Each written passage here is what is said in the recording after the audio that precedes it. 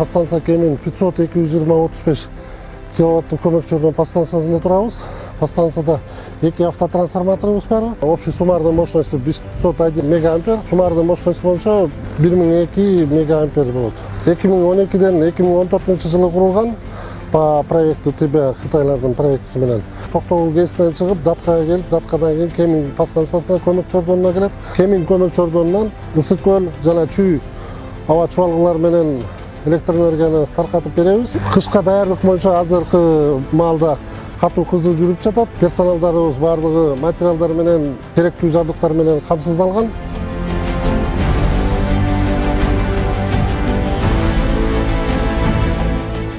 Эки миң жыйырма үч 2024 жылдын кыш жана күз мезгилдерине даярдыктар жүрүп жатат.